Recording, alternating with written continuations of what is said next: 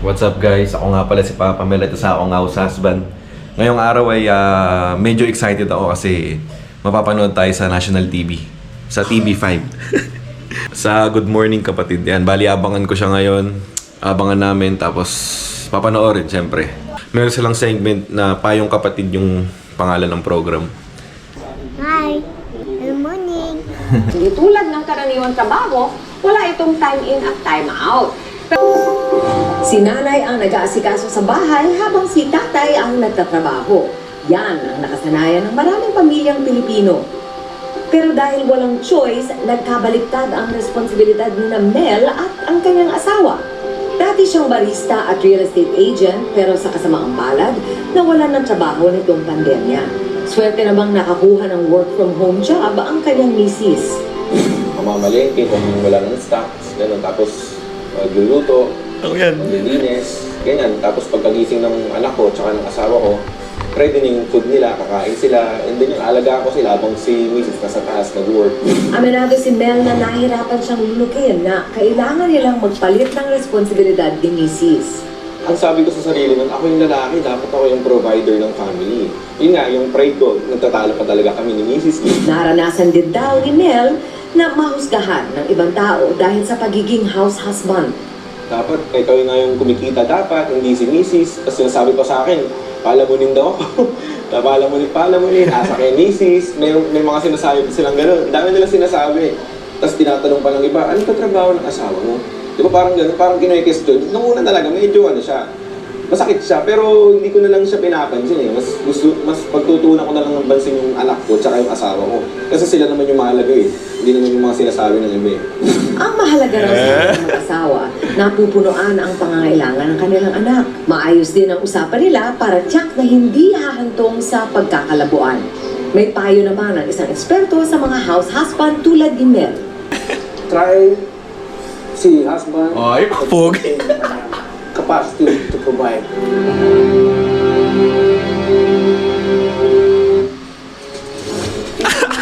Bakit ginagawa natin pag tayo gusto natin bigyan kayo mga nanonood ng pagkakataon. Yun lang guys, no? So yung katulad po ng napanood nyo kanina, ako po ay isang house husband, tama po. At yun po yung setup namin ni Mrs. At yun po ang napagkasunduan namin. Dahil hindi namin kaya nasabay magtatrabaho kasi wala mag-aalaga sa anak namin. Oops, syempre may sasabihin dyan na iba, ba't di ka kumuha ng yaya o ng kasambahay? Unang-una, mas dadagdag pa siya sa gastos namin sa bills kasi syempre wala namang libreng taga-alaga, 'di ba? Lahat 'yan may bayad unless ka mag-anak, pero wala namang willing nun syempre may mga ginagawa din yung iba namin kamag-anak. At sunod syempre, yung closeness namin sa bata ay yung parang pinaka-importante sa amin eh. Kay Zion, sa asawa ko na dapat gusto namin na close kami sa bata.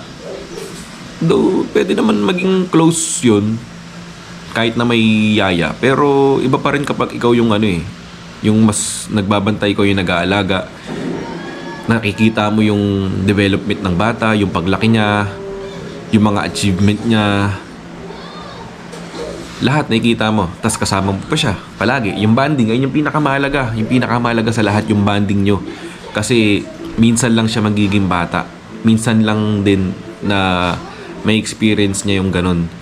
Yung mga bagay-bagay na habang siya'y lumalaki. Yung mga panghusga, nasanay na ako dyan eh. Kasi ang mga typical na setup is yung lalaki yung nagpo-provide ng pera. Lalaki may trabaho, tapos si babae hi Sayon. Di man, record lang si Papa. Note ka naman na doon, Papa Charles, record lang si Papa, ha? Kiss Papa. Ayun. So, ang typical na, na setup ng mga Pilipino. Kadalasan naririnig ko to sa mga matatanda eh. Sorry pero real talk yun. Kaya ngayon, hanggat maaari, binibreak namin siya. Na yung lalaki daw yung magpo-provide ng pera, ng material things or ng panggastos, tapos si Mrs. daw yung nasa bahay o yung magiging housewife. Pero syempre kahit naman house husband ako, hindi naman ako patambay-tambay lang. Kayo, sa mga house husband na nanonood dyan gawa rin kayo ng diskarte. Like for example, ako, nagbebenta ako ng kape. Kasi dati akong barista, nagbebenta ako ng kape dito sa mga kapitbahay o sa online. Hindi ko lang siya masyadong ma-market ngayon kasi limited lang yung time ko. So, hindi ko siya ma-full time pa. Darating din tayo dyan na magbi-business tayo. Gawa din kayo ng konting diskarte. For example, ito yung pagiging content creator ko. May konting sweldo ako dito na nakakatulong naman sa gastusin. So, yun. Pero syempre, talaga nagpo-provide din sa amin talaga ng pera or ng panggastos, ng pangangailangan is si Mrs. Yun pa, yung usapang provider. Di ba nga, sinasabi, father or yung ama, yung magpo-provide. Eh, wala namang sinabing magpo-provide ng pera. Ang pagpo-provide, hindi lang sa pera natatapos or sa material things or panggastos. Siyempre, kaya ko rin mag-provide ng love, ng security sa aking pamilya. 'Di ba? Service. Lahat 'yan, mga priceless 'yan. Kaya dun sa mga house husband dyan, huwag kayong magpapekto sa mga sinasabi ng iba. At saka huwag nyo rin akong hangaan na porket ako yung house husband, ako yung kumikilos sa bahay, hinahangaan nyo na ako. Kung hinahangaan nyo ako, hangaan nyo rin yung mga misis or yung mga babae na housewife sa bahay. Kasi parehas lang naman kami ng ginagawa eh. Walang gender inequality dito.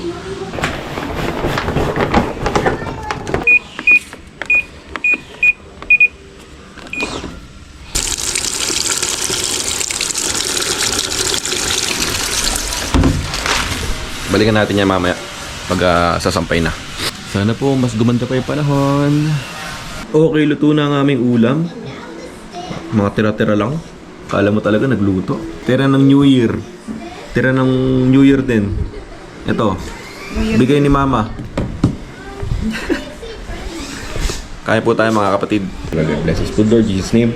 Amen. Sarap pa rin ng ham. Panalo pala yun.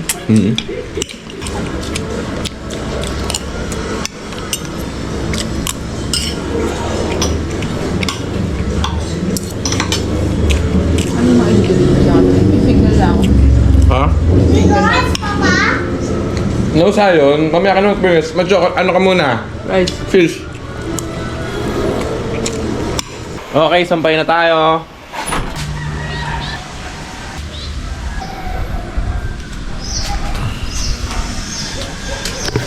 Alright.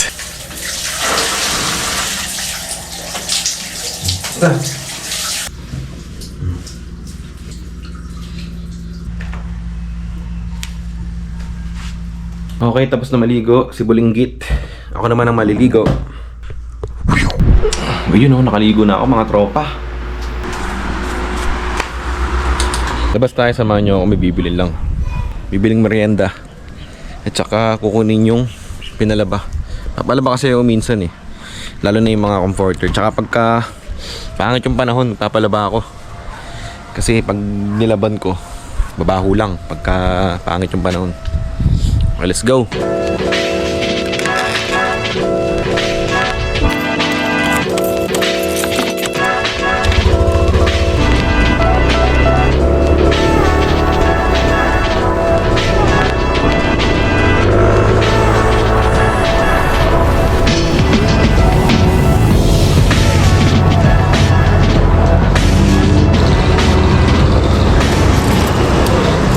Hey ate. Hindi, okay lang to te. Lalagay ko na lang sa box ko. Yung kasha, sir. Kasya yan, malaki box ko eh. Kasha ba yan? Oo, kasya yan. Sige, thanks. Thank you ate ah. Sige po. Teka naman sa vlog ko ate. Ay, vlog ka, sir? Meron. Tingnan mo yung cellphone mo dali. Follow mo ako. Ganito tayo kapag may nakita tayong tao. Pa-subscribe tayo. Papa Mel. Yan. Yan. Oh, okay na. Thank you, ate, ha. Yung mga ano mo Ano sa'yo mo, mga ate, ha? Thanks. Okay, salamat. Di pala kasya.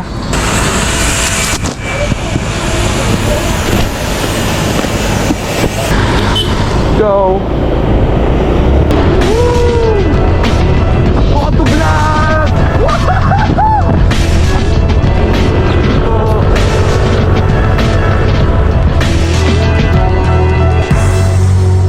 Okay, touchdown.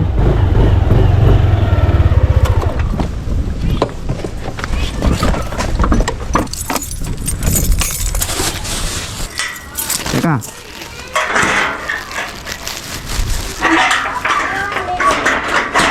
What do you want?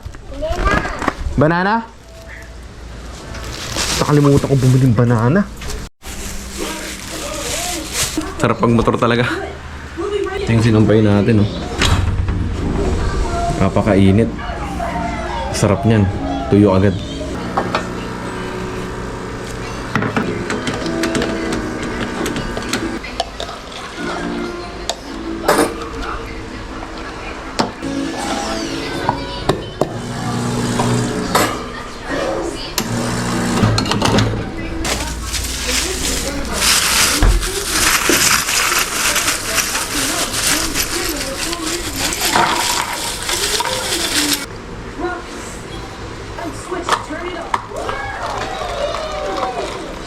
You know? Science Coffee. Mabali nagtitinda nga rin pala ako ng kape, pero dito lang sa subdivision namin kasi hindi pa ako makabuo ng store. Bukod sa problema sa budget, di rin kaya ng oras. Tara, kape tayo. Ang angas na ito, tinan mo yung ilalim mo. Ganon. Di ba? Kailangan natin ng straw kasi panghalo sa ilalim.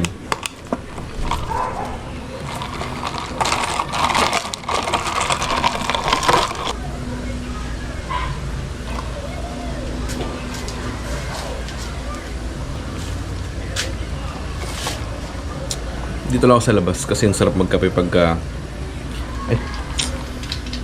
ang sarap mag iced coffee kapag medyo mainit yung panahon.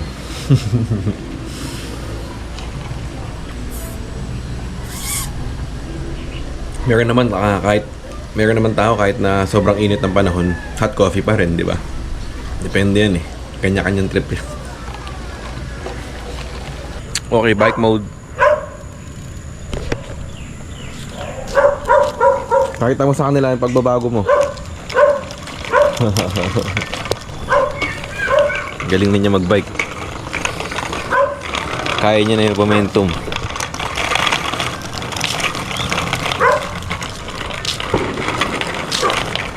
Guys on the road. Guys on the road, sa akin, bilis.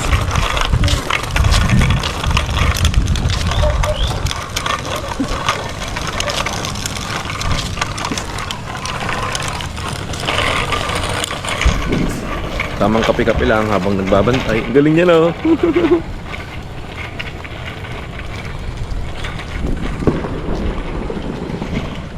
Nice one, Zion.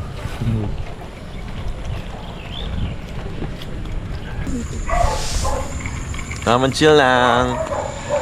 Sinetap ko yung yung camping chair.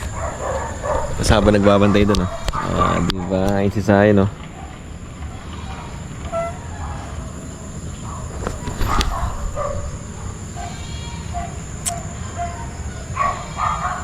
Sai, let's go home na. Ayaw pa? Okay.